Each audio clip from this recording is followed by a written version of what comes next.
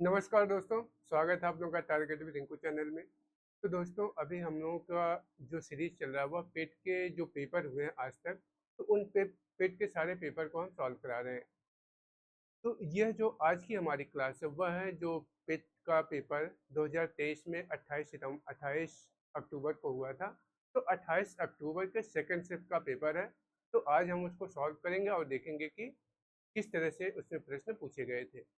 और इसमें हम सिर्फ जो हिंदी के प्रश्न हैं और जो जीएस के प्रश्न हैं उस सेगमेंट को सॉल्व करेंगे। बाकी जो मैथ का सेगमेंट है, जो रीजनिंग का है, उसको हम आपको एक अलग क्लास लेके उसमें सारे प्रश्नों को करवा देंगे। तो आइए देखते हैं कि किस तरह से प्रश्न पूछे गए और कौन सा प्रश्न है जो कि हमको जानना चाहिए। तो पहले प्रश्न की ओर चलते हैं और हम लोग देखते हैं जो पेट में प्रश्न पूछे गए थे 28 अक्टूबर को, वह किस तरह से प्रश्न थे। तो पहला प्रश्न हम लोग देखेंगे, ये है गद्यांश। तो गद्यांश को आपको पढ़ना है और पढ़ के उसका आंसर करना है। तो यहाँ पे हम उसका आंसर बता दे रहे हैं, बाकी आप इसको एक दो बार पढ़िएगा और खुद से करिएगा। तो गद्यांश में गद्यांश में कायर किसको माना गया है? आपसे पूछा जा रहा है कि गद्यांश में कायर किसको माना गया है। ऑप्शन ए है जो अपेक्षित परिश्रम से डरकर भाग्य का आश्रय ले। ऑप्शन बी है जो युद्ध में शत्रु को पीठ दिखाकर भाग जाए। ऑप्शन सी है जो पड़ोसी के ललकारने पर घर के अंदर छिप जाए। ऑप्शन डी है जो मेहनत करने से पीछे न हटे। तो यहाँ पे जब आप इसको पढ़ेंगे इस पैराग्राफ को, तो यहाँ से आपके आंसर मिल जाएंगे। तो यहाँ पे जो आपका आंसर होगा दोस्तों वह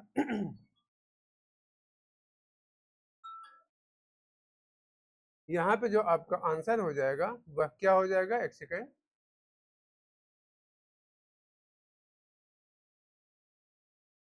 यहाँ पे जो आपका आंसर हो जाएगा वह हो जाएगा ए। जो अपेक्षित परिश्रम से डरकर भाग्य का आश्रय ले उसे हम कायर कहते हैं। प्रश्न नंबर बी है भाग्य को कौन लोग दोस्त भाग्य को एक सेकंड पूछा जा रहा है कि भाग्य को कौन लोग दोष देते रहते हैं। प्रश्न में है कि वह कौन से लोग होते हैं जो कि भाग्य को हमेशा दोष देते रहते हैं। ऑप्शन ए है जो प्रयत्न के अभाव में फल न मिल पाने के कारण बचाव का बहाना खोजते हैं।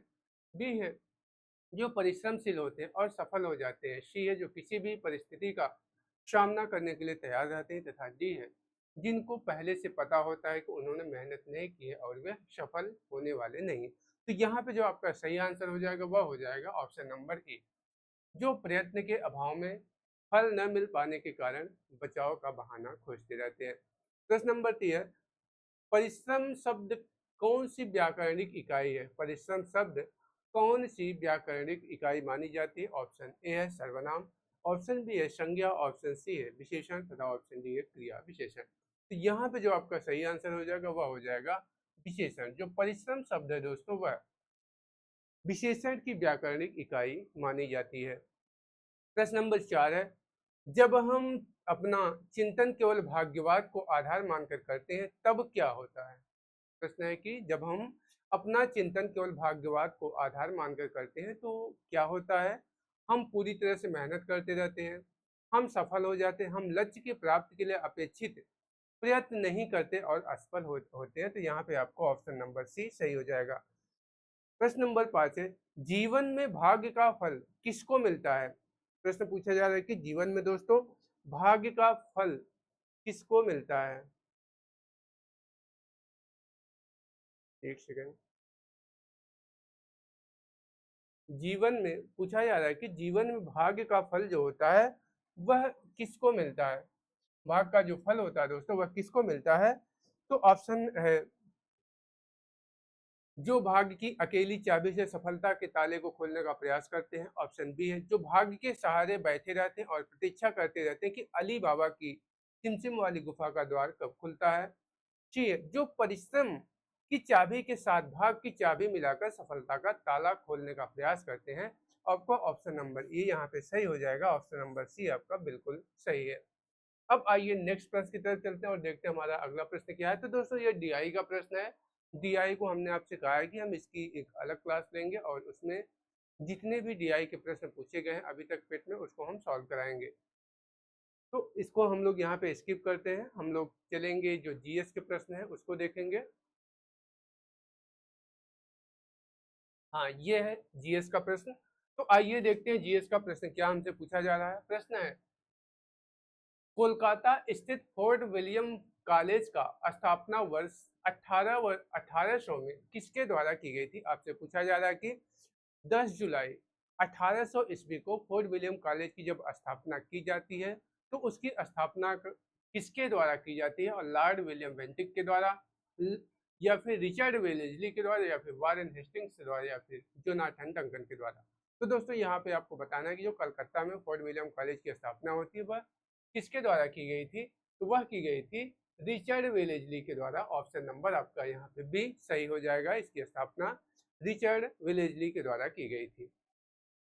अगला प्रश्न हम लोग देखेंगे। अगला प्रश्न हमारा क्या है,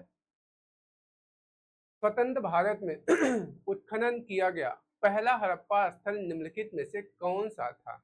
आपसे प्रश्न पूछा जा रहा है कि स्वतंत्र भारत में जब उत्खनन किया गया तो सबसे पहले उत्खनित जो हड़प्पा स्थल था वह कौन था।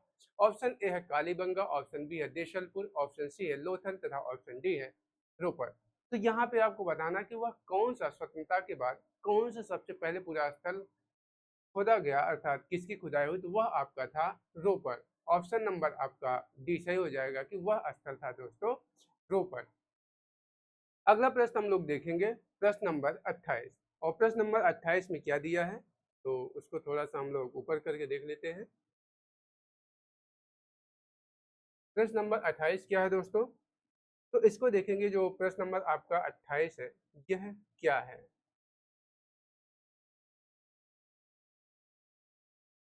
समुद्रगुप्त की प्रशस्ति संस्कृत में एक कविता के रूप में किस कवि द्वारा रचित थी जिसे इलाहाबाद में अशोक स्तंभ पर अंकित किया गया था।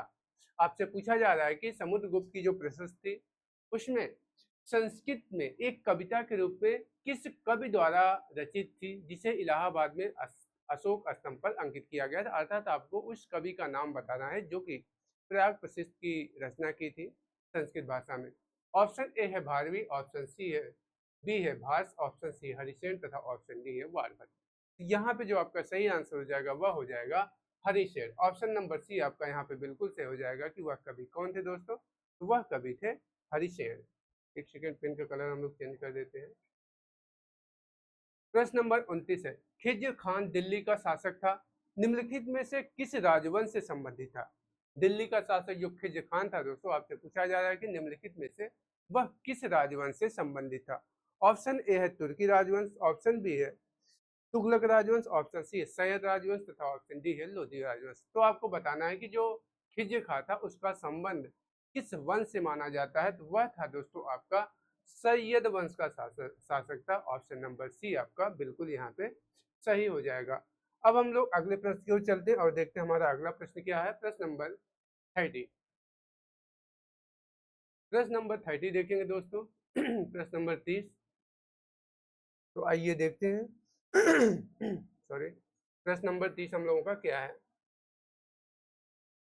महावीर और उनके अनुयायियों की शिक्षाएं कई शताब्दियों तक मौखिक रूप से प्रसारित होती रहीं। इन्हें लगभग 1500 वर्ष पहले लिखा गया था। वर्तमान में वे निम्नलिखित में से किस स्थान पर उपलब्ध हैं। आपसे पूछा जा रहा है कि महावीर की जो शिक्षाएं थी जिनको कि कई शताब्दियों तक मौखिक रूप से प्रसारित होती रही और इन्हें लगभग 1500 वर्ष पहले लिखा गया था। इनकी जो रचना होती है वह लगभग 1500 वर्ष पहले हो गई है। तो वही पूछा जा रहा है कि वर्तमान में निम्नलिखित में से वह किस स्थान पर उपलब्ध है। ऑप्शन ए है पटना बिहार, ऑप्शन बी है श्रावस्ती उत्तर प्रदेश, ऑप्शन सी बल्लभी गुजरात तथा ऑप्शन डी है श्रवण बेलगोला। तो आपको बताना है कि यह कहाँ पे उपलब्ध है। एक सेकंड टाइम दीजिएगा दोस्तों।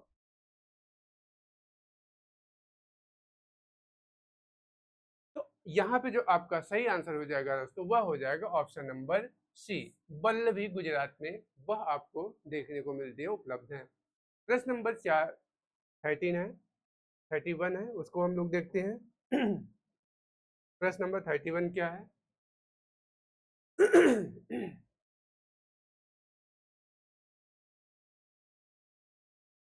प्रश्न नंबर 31 क्या है दोस्तों, उसको हम लोग देखते हैं कि भारतीय राष्ट्रीय आंदोलन की निम्नलिखित घटनाओं को उनके घटित होने के वर्ष से मिलाएं। आपसे पूछा जा रहा है कि जो भारतीय राष्ट्रीय आंदोलन की जो घटनाएं दी गई हैं उनको दिए गए वर्षों से मिलाना है कि किस वर्ष कौन सी घटना हुई थी। तो आइए देखते हैं। तो बारडोली में किसान आंदोलन, तो यह कब हुआ था? तो यह हुआ था दोस्तों आपका 1928 ईस्वी में। महात्मा गांधी ने नोआखली की यात्रा कब की? तो उन्होंने किया था 1900, इसको फोर को हम लोग देख लेते हैं कि अहमदाबाद में मिल आंदोलन आपका कब शुरू होता है? तो वह होता है 1918 में। तो अब यहाँ से आप देख लीजिए, आपका पहला का डी है और फोर्थ का यहाँ पे आपका बी है। तो आप देख लीजिए, पहला का आपका डी कहाँ पे है?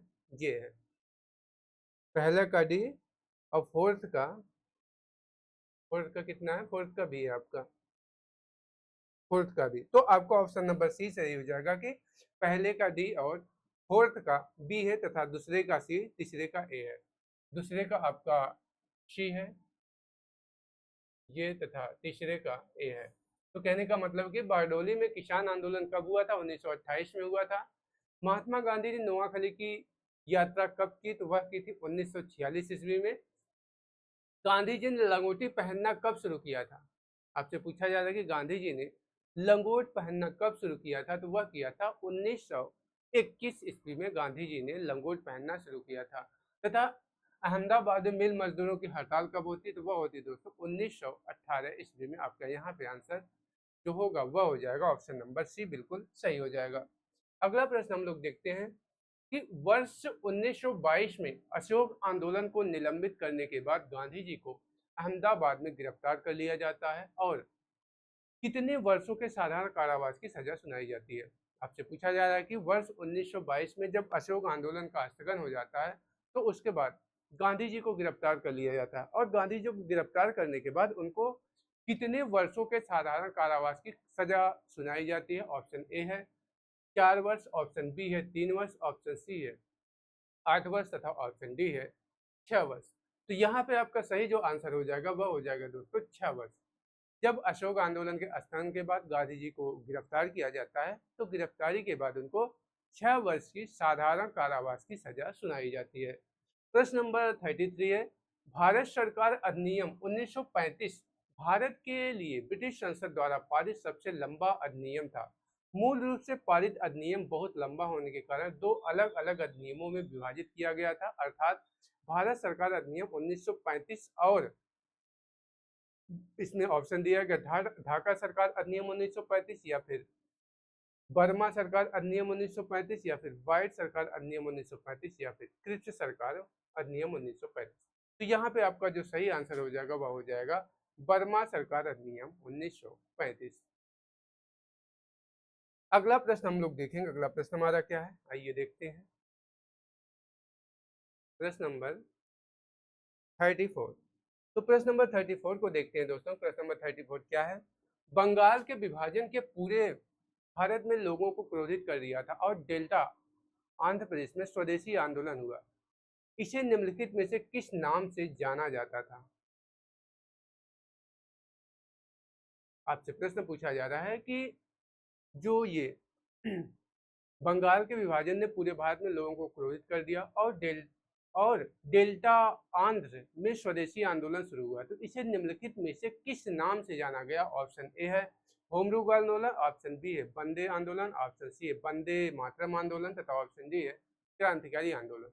तो यहाँ पे आपका जो सही आंसर हो जाएगा वह हो जाएगा ये वंदे मातरम आंदोलन। ऑप्शन नंबर सी आपका यहाँ पे बिल्कुल सही हो जाएगा। अब अगले प्रश्न की ओर चलते हैं और देखते हैं हमारा प्रश्न नंबर 35 क्या है।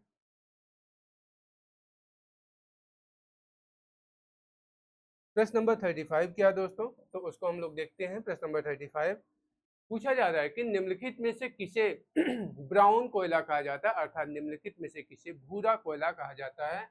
ऑप्शन नंबर ए है एंथ्रासाइट को, ऑप्शन नंबर बी है लिग्नाइट को, ऑप्शन नंबर सी है कोक को, तथा ऑप्शन नंबर डी है सब बिटुमिनस को।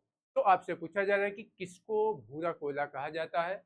ऑप्शन यहाँ पे जो सही आंसर हो जाएगा वह आपका हो जाएगा ऑप्शन नंबर बी, लिग्नाइट को हम भूरा कोयला भी कहते हैं। ऑप्शन नंबर बी आपका यहाँ पे बिल्कुल सही हो जाएगा। अगला प्रश्न है, मिट्टी के कणों और चट्टानों की दरारों के बीच का सारा स्थान पानी से भरा होता है। इस परत की ऊपरी सीमा कहलाती है। ऑप्शन ए है जल स्तर वाटर सेट, ऑप्शन बी है जल स्तर वाटर लेवल, ऑप्शन सी है जल तालिका वाटर लेवल, ऑप्शन डी है जल परत वाटर लेयर। तो यहाँ पे आपका ऑप्शन नंबर डी सही हो जाएगा। प्रश्न नंबर 37 है 13 जून 1943 को सुभाष चंद्र बोस निम्नलिखित में से किसके निमंत्रण पर पूर्वी एशिया आए थे। आपसे प्रश्न पूछा जा रहा है कि 13 जून 1943 को सुभाष चंद्र बोस जब पूर्वी एशिया आए तो वह किसके निमंत्रण पर आए थे। ऑप्शन ए है राज बिहारी बोस, ऑप्शन बी है वारिन कुमार घोष, ऑप्शन सी है शरद चंद्र बोस तथा ऑप्शन डी है चित्तरंजन दास। तो यहाँ पे जो आपका सही आंसर होगा वह हो जाएगा रास बिहारी घोष के नेतृत्व पर। आपको ऑप्शन नंबर यहाँ पे ए बिल्कुल सही हो जाएगा। एक सेकंड दोस्तों, एक प्रश्न हमारा छूट रहा है तो उसको देख लेते हैं।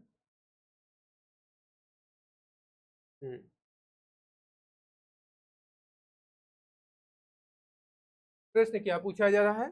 प्रश्न है हमारा कि हिमालय का कौन सा भाग नदियों द्वारा लाई गई असंगठित तलछट से बना है। आपका प्रश्न है कि हिमालय का कौन सा ऐसा भाग है जो कि नदियों द्वारा लाई गई असंगठित तलछट से बना हुआ है। ऑप्शन नंबर ए शिवालिक श्रेणी, ऑप्शन बी है असम हिमालय, ऑप्शन सी है पूर्वांचल श्रेणी तथा ऑप्शन डी है कुमायूं हिमालय। तो यहाँ पे आपको बताना है दोस्तों कि हिमालय का कौन सा भाग है जो कि नदियों द्वारा लाई गई असंगठित तलछट से बना हुआ है। तो वह है आपका है ऑप्शन नंबर ए शिवालिक श्रेणी। यहाँ पे आपको ऑप्शन नंबर ए बिल्कुल सही हो जाएगा। अब प्रश्न नंबर 39 को हम लोग देखते हैं कि हमारा जो प्रश्न नंबर 39 है वह क्या है। भारत में एशिया का पहला निर्यात प्रसंस्करण क्षेत्र कहाँ स्थापित किया गया। आपसे पूछा जा रहा है कि भारत में एशिया का जो पहला निर्यात प्रसंस्करण क्षेत्र है वह सबसे पहले कहाँ पर स्थापित किया गया। ऑप्शन ए है माल्टा फाल्टा पश्चिम बंगाल, ऑप्शन बी है कांडला गुजरात, ऑप्शन सी विशाखापट्टनम आंध्र प्रदेश तथा ऑप्शन डी है सांता क्रूज महाराष्ट्र। तो यहाँ पे जो आपका सही आंसर होगा दोस्तों वह हो जाएगा कांडला गुजरात में। तो भारत ने एशिया का पहला जो निर्यात प्रसंस्करण EPZ स्थापित किया गया वह कहाँ किया गया था, तो वह किया गया था कांडला गुजरात में, गुजरात के कांडला में। प्रश्न नंबर 40 है अल नीनो एक जटिल मौसम प्रणाली है जो हर 3 से 7 साल में एक बार दिखाई देती है। यहाँ अल नीनो शब्द का क्या अर्थ है। आपसे अल नीनो शब्द का अर्थ पूछा जाए क्योंकि अल नीनो शब्द एक यह ज्योग्राफिकल घटना है। तो पूछा जा रहा है कि अल नीनो का जो संबंध होता है वह किससे है। ऑप्शन ए है शुभ वर्षा ऋतु से, ऑप्शन बी है बाल मसीह चाइल्ड क्राइस्ट से, ऑप्शन सी है प्रारंभिक वर्षा ऋतु से, ऑप्शन डी है बाल वर्षा ऋतु से। तो यहाँ पे आपको बताना है दोस्तों कि जो अल नीनो है उसका जो संबंध है वह किस चीज से, तो वह आपका बाल मसीह अर्थात चाइल्ड क्राइस्ट से इसका संबंध माना जाता है। अगला प्रश्न हम लोग देखते हैं ये प्रश्न नंबर 41। और प्रश्न नंबर 41 में हम लोग देखते हैं क्या पूछा गया है। बड़ा कर लेते हैं इसको।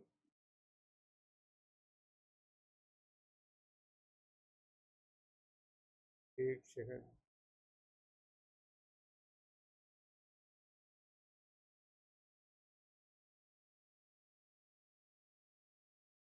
एक सेकंड दोस्तों। प्रश्न नंबर 41 में हमसे क्या पूछा गया है, निम्नलिखित में से किस रेगिस्तान में 250 मीटर या 820 फीट तक ऊंचे बड़े रेत के टीले और पृथ्वी पर रेतीली रेगिस्तान का सबसे बड़ा सन्निहित क्षेत्र है। आपसे पूछा जा रहा है कि निम्नलिखित में किस रेगिस्तान में कौन सा ऐसा रेगिस्तान है जहां पर 250 मीटर तक ऊंचे बड़े रेत के टीले हैं और पृथ्वी पर रेतीले रेगिस्तान का सबसे सन्निहित क्षेत्र वहां पे पाया जाता है। ऑप्शन ए है नामीब रेगिस्तान, ऑप्शन बी है सोनोरा रेगिस्तान, ऑप्शन सी है अटाकामा रेगिस्तान तथा ऑप्शन डी है रब अल खाली रेगिस्तान। तो यहाँ पे जो आपका सही आंसर हो जाएगा वह हो जाएगा रब अल खाली रेगिस्तान। ऑप्शन नंबर डी आपका यहाँ पे बिल्कुल सही हो जाएगा। अब हम लोग प्रश्न नंबर 42 की तरफ चलते हैं और देखते हैं हमारा प्रश्न नंबर 42 क्या है और उसको सॉल्व करते हैं। प्रश्न नंबर 42 क्या है दोस्तों, आइए देखते हैं।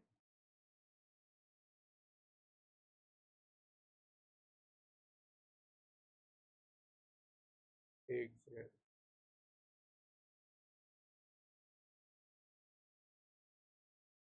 जी। प्रश्न नंबर 42 हमारा है, अपने पहले चरण के दौरान ऑपरेशन फ्लड ने भारत के 8 प्रमुख दुग्ध शेडों को भारत के 4 प्रमुख महानगरीय शहरों में उपभोक्ताओं के साथ जोड़ा। निम्नलिखित में से कौन सा शहर इस ऑपरेशन का हिस्सा नहीं था? आपसे पूछा जा रहा है कि जो ऑपरेशन फ्लड जब भारत के 18 प्रमुख दुग्ध शेडों को भारत के 4 प्रमुख महानगरीय शहरों में उपभोक्ताओं के साथ जोड़ा, तो उनमें से कौन सा शहर इसका हिस्सा, ऑपरेशन फ्लड का हिस्सा नहीं था? ऑप्शन ए है कोलकाता, ऑप्शन बी है बेंगलुरु, ऑप्शन सी है मुंबई तथा ऑप्शन डी है चेन्नई। तो यहाँ पे आपको बताना है कि वह कौन सा ऐसा शहर था जो कि ऑपरेशन फ्लड का उस समय हिस्सा नहीं था। तो वह था दोस्तों आपका ये बेंगलुरु। ऑप्शन नंबर बी आपका सही हो जाएगा कि बेंगलुरु उस समय 18 जो प्रमुख दुग्ध शेडों को जोड़ा जा रहा था, तो उसमें बेंगलुरु वह ऑपरेशन फ्लड का हिस्सा नहीं माना जाता था। प्रश्न नंबर 43, पंचवर्षीय योजना के किस संस्करण का उद्देश्य खाद्यान्न उत्पादन में तेजी लाना, रोजगार के अवसर बढ़ाना और खाद्य कार्य और उत्पादकता पर ध्यान केंद्रित करते हुए उत्पादकता बढ़ाना था, और वह बहुत सफल रहा? आपको बताना है कि यह किस पंचवर्षीय योजना में किया गया। ऑप्शन ए है 5वीं, ऑप्शन बी है प्रथम, ऑप्शन सी है 6ठी तथा ऑप्शन डी है 7वीं। तो यहाँ पे जो आपका सही आंसर हो जाएगा वह हो जाएगा 7वीं पंचवर्षीय योजना में। ऑप्शन नंबर आपका डी बिल्कुल सही हो जाएगा। अब अगले प्रश्न की ओर चलते हैं 44 की तरफ और देखते हैं हमारा प्रश्न नंबर 44 क्या है। ये 44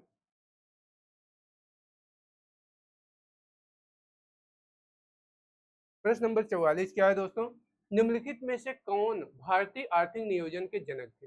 आपसे पूछा जा रहा है कि निम्नलिखित में से कौन भारतीय आर्थिक नियोजन के जनक माने जाते हैं। ऑप्शन ए है doctor Bhimrao Ambedkar, option B है महात्मा गांधी, ऑप्शन सी है एम विश्वेश्वरैया तथा ऑप्शन डी है डॉक्टर नॉर्मन बोरलॉग। तो आपको बताना है कि भारतीय आर्थिक नियोजन के जनक किसको माना जाता था। तो वह माना जाता था दोस्तों एम विश्वेश्वरैया को। ऑप्शन नंबर आपका यहाँ पे सी सही हो जाएगा कि एम विश्वेश्वरैया को भारतीय आर्थिक नियोजन का जनक माना जाता था। अगला प्रश्न हम लोग देखेंगे 45 प्रश्न हम लोग देखेंगे 45 हमारा प्रश्न क्या है, एक सेकंड, ये है प्रश्न है, स्वतंत्र भारत के प्रथम मुख्य चुनाव आयुक्त कौन थे? आपसे पूछा जा रहा है कि जब भारत स्वतंत्र हुआ था उस समय भारत के जो मुख्य चुनाव आयुक्त बने वह सबसे पहले कौन बने थे। ऑप्शन ए है टी स्वामीनाथन, ऑप्शन बी है सुकुमार सेन, ऑप्शन सी है आर के त्रिवेदी तथा ऑप्शन डी है डॉक्टर एम एस गिल। तो आपको बताना है कि दोस्तों की भारत स्वतंत्र भारत के बाद भारत के जो सबसे पहले चुनाव आयुक्त बने वह कौन बने? तो वह बने थे आपके Sukumar Sen. Option number B आपका यहाँ पे सही हो जाएगा। समान पारिश्रमिक अधिनियम 1976 के किस अध्याय में पुरुष और महिला श्रमिकों को समान दरों पर पारिश्रमिक का भुगतान और अन्य मामले शामिल है? ऑप्शन नंबर ए है अध्याय 2, ऑप्शन नंबर बी है अध्याय 1, ऑप्शन नंबर सी अध्याय 3 तथा ऑप्शन नंबर डी है अध्याय 4। तो यहाँ पे आपको बताना है कि जो समान पारिश्रमिक अधिनियम 1976 आया तो उसके तहत किस अध्याय में पुरुष और महिला श्रमिकों को समान दरों पर पारिश्रमिक का भुगतान और अन्य मामले शामिल है। तो आपका सही आंसर अध्याय नंबर 3 हो जाएगा। अगला प्रश्न हम लोग देखते हैं प्रश्न नंबर 47।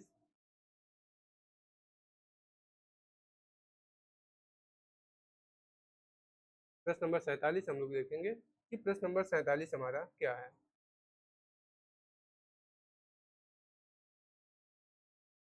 जीएसटी की कौन सी प्रमुख विशेषता क्रेडिट के निर्बाध प्रवाह की अनुमति देती है और अंतिम उपभोक्ता पर कर के बोझ को कम करती है? ऑप्शन ए है इनपुट क्रेडिट कर, ऑप्शन बी है ऑनलाइन अनुपालन, ऑप्शन सी है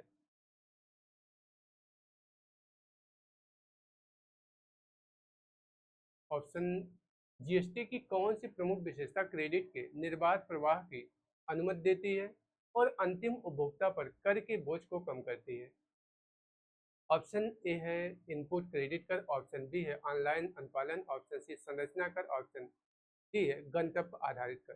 तो यहाँ पे आपको बताना है कि जो जीएसटी की कौन सी प्रमुख विशेषता है जो क्रेडिट निर्बाध प्रवाह की अनुमति देती है और अंतिम उपभोक्ता पर कर के बोझ को कम करती है। Option A input credit tax, option B है ऑनलाइन कंपाइलेंस, ऑप्शन सी है कंपोजिट टैक्स, ऑप्शन डी है डेस्टिनेशन बेस्ड टैक्स। तो यहाँ पे आपका जो सही आंसर होना चाहिए दोस्तों, ये थोड़ा सा यहाँ पे कंफ्यूजन है, तो यहाँ पे आपका ये ऑनलाइन अनुपालन होगा, इसको आप एक बार देख लेंगे। अगला प्रश्न हम लोग देखेंगे, निम्नलिखित में से किस मामले पर अकेले केंद्रीय विधानमंडल के पास कानून बनाने की शक्ति है, जिसे अवशिष्ट शक्तियों के रूप में जाना जाता है। ऑप्शन ए है पशुधन, ऑप्शन बी है पशुपालन, ऑप्शन सी है साइबर क्राइम कानून, ऑप्शन डी है पशुपालन और वारिस। तो यहाँ पे आपका जो सही आंसर हो जाएगा वह हो जाएगा साइबर कानून, ऑप्शन नंबर सी यहाँ पे आपका सही हो जाएगा। अगला प्रश्न हम लोग देखते हैं, प्रश्न नंबर 49। प्रश्न नंबर 49 क्या है, तो आइए उसको देखते हैं।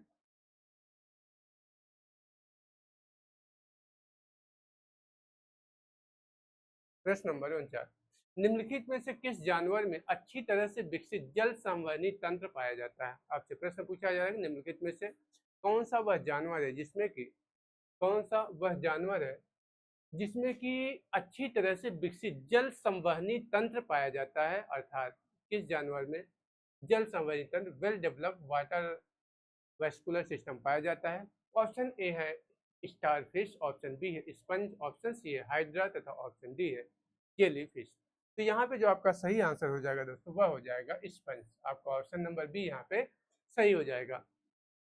किस चालक का प्रतिरोध निम्नलिखित में से किस कारक पर निर्भर करता है, निर्भर नहीं करता है। आपसे प्रश्न पूछा जाए किसी चालक का प्रतिरोध निम्नलिखित में से किस कारक पर निर्भर नहीं करता है। ऑप्शन ए है चालक का पदार्थ अर्थात मटेरियल पर, ऑप्शन बी है लंबाई पर, ऑप्शन सी है इसके क्रॉस सेक्शनल क्षेत्रफल के विपरीत, ऑप्शन डी है चालक की आर्द्रता पर। तो चालक का जो प्रतिरोध होता है दोस्तों वह चालक की आर्द्रता पर निर्भर नहीं करता, ऑप्शन नंबर यहाँ पे डी बिल्कुल सही हो जाएगा। अगला प्रश्न हम लोग देखते हैं, भारतीय संविधान के किस अनुच्छेद में यह शामिल किया गया है कि राज्यपाल विधानसभा को संबोधित कर सकते हैं, राज्यपाल सदन को संदेश भेज सकते हैं। यह अधिकार भारतीय संविधान के किस अनुच्छेद के तहत राज्यपाल को दिया गया है। ऑप्शन ए है अनुच्छेद 165, ऑप्शन बी है अनुच्छेद 176, ऑप्शन सी है अनुच्छेद 175 तथा ऑप्शन डी है अनुच्छेद 164। तो यहाँ पे जो आपका सही आंसर हो जाएगा वह हो जाएगा अनुच्छेद 175 के अंतर्गत। अब आइए नेक्स्ट प्रश्न देखते हैं, प्रश्न नंबर 52। एक सेकंड दोस्तों, यहाँ पे प्रश्न एक हमारा और है, प्रश्न नंबर 52 जी है। प्रश्न नंबर 52 हम लोग देखेंगे। प्रश्न नंबर 52 हमारा क्या है, निम्नलिखित में से कौन जिला और अधीनस्थ न्यायालय और उच्च न्यायालयों के आदेशों, निर्णयों और मामले के विवरण का एक व्यापक डेटाबेस प्रदान करता है। Option A national law school of India, option B है भारतीय कानून संस्थान, ऑप्शन सी है राष्ट्रीय न्यायिक अकादमी, ऑप्शन डी है राष्ट्रीय न्यायिक डेटा ग्रिड। तो यहाँ पे जो आपका सही आंसर हो जाएगा वह हो जाएगा ऑप्शन नंबर डी राष्ट्रीय न्यायिक data grid, option number D आपका यहाँ पे बिल्कुल सही आंसर हो जाएगा। मानव मस्तिष्क में दो न्यूरॉन के बीच के अंतर को निम्नलिखित में से किस नाम से जाना जाता है। आपसे प्रश्न पूछा जा रहा है कि मानव मस्तिष्क में जो न्यूरॉन होते हैं, जो दो न्यूरॉन के बीच जो अंतर होता है उसको निम्नलिखित में से किस नाम से हम पुकारते हैं, किस नाम से जानते हैं। Option A synapse, option B है अक्षतंतु, ऑप्शन सी है दुमाश्म, ऑप्शन डी है आवेग। तो यहाँ पे जो आपका सही आंसर हो जाएगा वह हो जाएगा दोस्तों सिनैप्स, उसे हम सिनैप्स कहते हैं। दो जो न्यूरॉन्स के बीच का जो अंतर होता है उसे हम साइनैप्स या सिनैप्स के नाम से जानते हैं। ऑप्शन नंबर आपका यहाँ पे ए सही हो जाएगा। ये दोस्तों आपका यहाँ पे मैथ के क्वेश्चन आ गए तो इसको हम लोग स्किप करेंगे। तो यहाँ पे अब हिंदी के प्रश्न है, तो हिंदी के प्रश्नों को हम लोग एक सेकेंड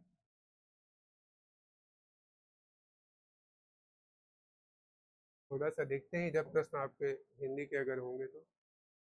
हाँ, ये हिंदी के यहाँ के दोस्तों कुछ प्रश्न है जिसको हम लोग कर लेते हैं, क्योंकि अभी हम लोग हिंदी और जीएस करेंगे और नेक्स्ट लेक्चर जब उसको लेंगे तो उसमें हम आपको डीआई और मैथ वगैरह, मैथ रीजनिंग के जो भी प्रश्न है उसको करवा देंगे। तो यहाँ पे प्रश्न है आपका, निम्नलिखित में से किस विकल्प में वाक्यांश के लिए एक शब्द सही नहीं है। आपसे पूछा जा रहा है कि कौन सा ऐसा विकल्प है जिसमें वाक्यांश के लिए सही शब्द नहीं है। ऑप्शन ए है गिरने से कुछ ही बची इमारत, जिसे ध्वंसावशेष कहते हैं, ऑप्शन बी है पूर्णिमा की रात को कुहू कहते हैं, ऑप्शन सी है। शिव का धनुष पिनाक कहलाता है, ऑप्शन डी है। ऐसी भूमि जो उपजाऊ न हो उसे ऊसर कहते हैं। तो यहाँ पे आपको बताना है कि कौन सा जो विकल्प है वह सही सुमेलित नहीं है, तो वह हो जाएगा ऑप्शन नंबर बी। पूर्णिमा की रात को कुहू नहीं कहा जाता है, आपका यही सही हो, क्योंकि पूछा है कि कौन सुमेलित नहीं है। हाथ को हाथ न सूझना, मुहावरे का अर्थ क्या है? आपसे पूछा जा रहा है कि हाथ को हाथ न सूझना, इस मुहावरे का जो अर्थ होता है वह क्या है? ऑप्शन ए है असमंजस में पड़ना, ऑप्शन बी है कुछ काम न सूझना, ऑप्शन सी है बहुत घना अंधेरा होना, ऑप्शन डी है भौतिक रह जाना। तो यहाँ पे आपका जो सही आंसर हो जाएगा वह हो जाएगा बहुत घना अंधेरा होना। पितृ धन इच्छा के योग से कौन सा शब्द बनेगा? ऑप्शन ए है पितरुक्षा, ऑप्शन बी है पितृक्षा, ऑप्शन सी है पितृक्षा, ऑप्शन डी है पितृक्षा। तो यहाँ पे आपका ऑप्शन नंबर सी सही हो जाएगा कि पितृक्षा बनेगा। निम्नलिखित में से किस विकल्प में सभी शब्द तरंगड़ी शब्द के पर्यायवाची हैं? आपसे पूछा जा रहा है कि निम्नलिखित में से कौन सा ऐसा विकल्प है जिसमें कि सारे जो भी शब्द दिए गए वह तरंगड़ी के पर्यायवाची हैं। ऑप्शन नंबर ए ललना रमणी सरिता, ऑप्शन बी है वनिता कामिनी अपगा, ऑप्शन सी है सरिता तटनी निम्नगा, तथा ऑप्शन डी है निझरड़ी निमंगा और बिहारी। तो जो सही आपका आंसर हो जाएगा वह हो जाएगा सरिता तटनी और निम्नगा, ऑप्शन नंबर सी आपका यहाँ पे बिल्कुल सही हो जाएगा। अब हम लोग देखते हैं 65 को कि 65 हमारा क्या है। निम्नलिखित में से रचनाकार और उनकी रचना के अनुसार कौन सा युग्म गलत है? आपसे पूछा जा रहा है कि कुछ रचनाकार और उनकी रचना दिया गया, तो वही पूछा जा रहा है कौन सा युग्म आपका गलत है। ऑप्शन ए है वारभट कादम्बरी, आपका सही है। ऑप्शन बी है जयशंकर प्रसाद लोकायतन, ऑप्शन सी है वात्स्यायन कामसूत्र, तथा ऑप्शन डी है मुंशी प्रेमचंद और गोदान। तो यहाँ पे आपको बताना है कि कौन सा युग्म गलत है। तो वह आपका जो गलत युग्म है दोस्तों वह आपका ऑप्शन नंबर बी जो लोकायतन है वह जयशंकर प्रसाद की रचना नहीं है, बाकी सभी इसमें सुमेलित हैं। ये इंग्लिश के कुछ प्रश्न हैं तो आप इसको देख लीजिए। यहाँ पे फिल इन द ब्लैंक्स है। Put the correct article, article को आपको यहाँ पे भरना है कि president of the United States will be Bharat next week. तो यहाँ पे आपको बताना है कि जो एक खाली स्पेस है यहाँ पे क्या रखा जाएगा। तो यहाँ पे जो आर्टिकल होगा वह द होगा, तो हो जाएगा the president of the United States will be in Bharat next week. Option number यहाँ पे आपका सी सही हो जाएगा। प्रश्न नंबर 67 है a person who has obsessive wish to steal. प्रश्न है कि a person who has an obsessive wish to steal, option A है बेबलोनाइंस, ऑप्शन बी है क्लिप्टोमैनियक। तो यहाँ पे जो आपका सही आंसर हो जाएगा वह हो जाएगा ऑप्शन नंबर बी क्लिप्टोमैनियक। प्रश्न नंबर 68 है fill in the blank with the correct preposition. तो यहाँ पे आपको करेक्ट प्रपोजिशन बताना है कि जो करेक्ट प्रपोजिशन है वह क्या है। ऑप्शन नंबर ए है within, option number B है बिसाइड्स, ऑप्शन नंबर सी है आफ्टर, ऑप्शन नंबर डी है बिसाइड्स। तो यहाँ पे जो आपका सही आंसर हो जाएगा वह हो जाएगा ऑप्शन नंबर बी बिसाइड। तो ये कुछ इंग्लिश के प्रश्न थे। तो अब आपसे ये जो आपका अगला प्रश्न है दोस्तों, आपसे क्या है कि चेन्नई जयपुर से बड़ा है, सो ये आपका रीजनिंग का है, तो इसको हम लोग स्किप करेंगे क्योंकि रीजनिंग के जो प्रश्न है मैथ के है आपको हम नेक्स्ट लेक्चर में बताएंगे। और यहाँ पे फिर करेंट के क्वेश्चन आ जा रहे हैं, तो करेंट के क्वेश्चन को भी हम लोग स्किप करें क्योंकि करेंट का क्वेश्चन करने का कोई फायदा नहीं है, तो इसको हम लोग स्किप कर देंगे। हम लोग सिर्फ जितने स्टैटिक के जीके के प्रश्न है उसको हम लोग कर रहे हैं, जो भी करेंट के प्रश्न है उसको हम लोग स्किप कर देंगे क्योंकि वह पूछा नहीं जाएगा तो उसका कोई मतलब नहीं है। ये सारे आपके करेंट के प्रश्न हैं।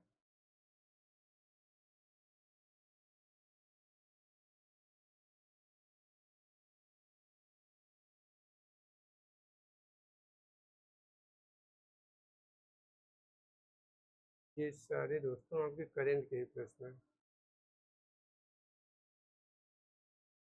हम्म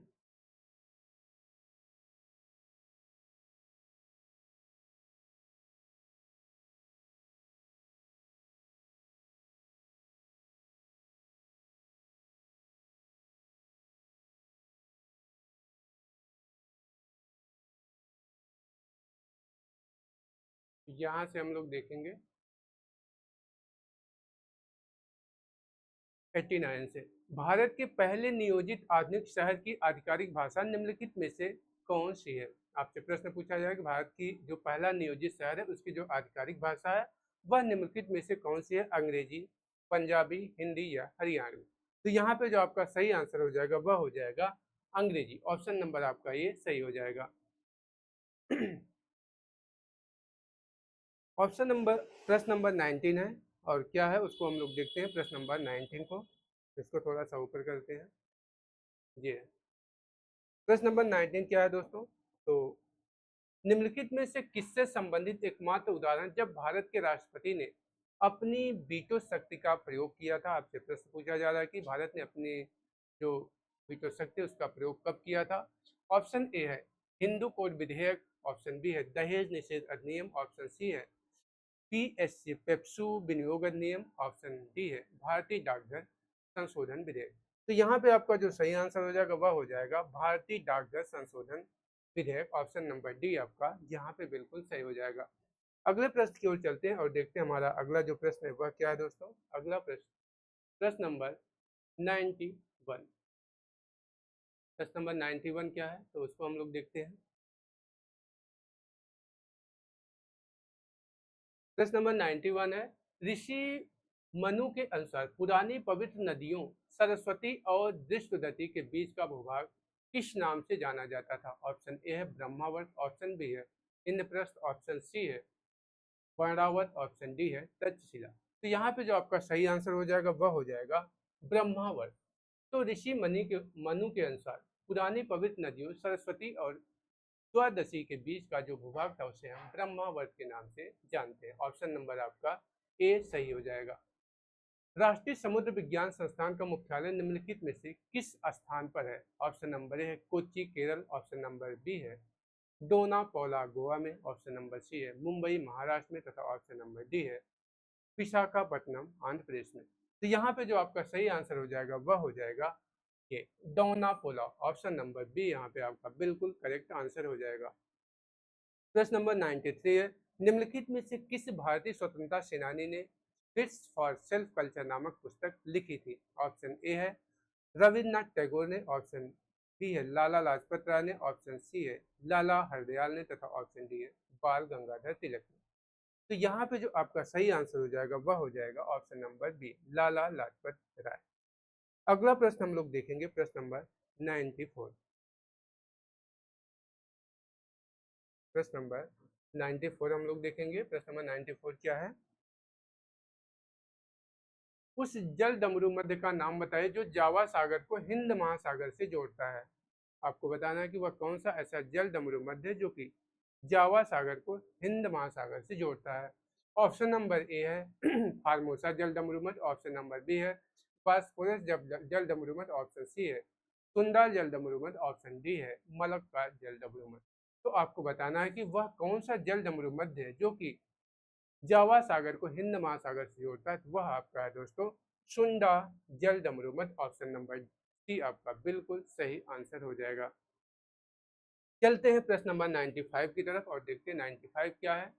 गुजरात के छोटा उदयपुर क्षेत्र में आमतौर पर पिथौरा को प्रसाद के रूप में केवल पुरुषों द्वारा बनाए गए भित्ति चित्र अर्पण किए जाते हैं। यह पिथौरा का अर्थ है ऑप्शन ए अग्नि के देवता, ऑप्शन बी है अन्न के देवता, ऑप्शन सी है लकड़ी के देवता, ऑप्शन डी है वन के देवता।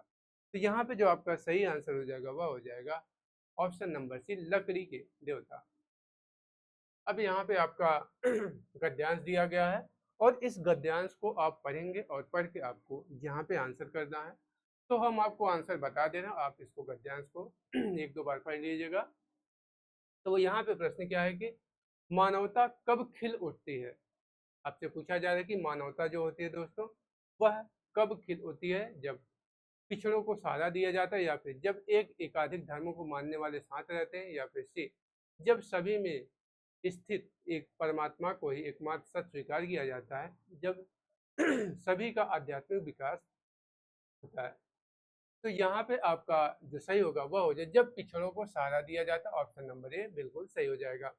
आध्यात्मिक शब्द में क्रमशः उपसर्ग, मूल शब्द और प्रत्यय है। आपको बताना है कि जो आध्यात्मिक शब्द है उसमें क्रमशः उपसर्ग, मूल शब्द और प्रत्यय क्या क्या है। तो यहाँ पे जो आध्यात्मिक पे जो उपसर्ग होगा वो होगा अधि। उसके बाद ऑप्शन नंबर जो बी हो जा, मतलब कि जो उसका मूल शब्द होगा वो आत्म, तथा जो इसका प्रत्यय होगा वह हो जाएगा एक। ऑप्शन नंबर ए आपका यहाँ पे बिल्कुल सही हो जाएगा। स्वामी विवेकानंद इस बात को समझते थे और अपने आचार विचार में अपने समय से बहुत आगे थे। वाक्य का प्रकार है मिश्रित वाक्य या फिर सामान्य वाक्य या फिर संयुक्त वाक्य या फिर विधिवाचक वाक्य। तो यह जो वाक्य है दोस्तों यह आपका मिश्रित वाक्य है। ऑप्शन नंबर यहाँ पे ए सही हो जाएगा कि यह जो वाक्य है आपका यह मिश्रित वाक्य है। गद्यांश के अनुसार धर्म संप्रदायों के विषय में विवेकानंद का विचार था। ऑप्शन ए केवल हिंदू धर्म की पूजा पद्धति सही है।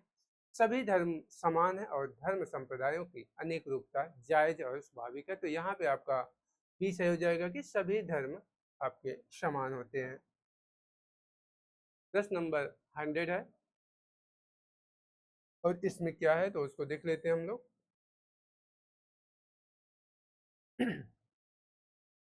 हमारे धार्मिक और आध्यात्मिक विकास के लिए क्या प्राणघातक होता है? भारत जैसे देश में किसी एक धर्म का पालन करना, बी भारत में अनेक धर्मों का पालन करना, सी भारत में एक से अधिक धार्मिक विश्वासों का अपनाना, ऑप्शन डी पिछड़े लोगों पर अन्याय करना।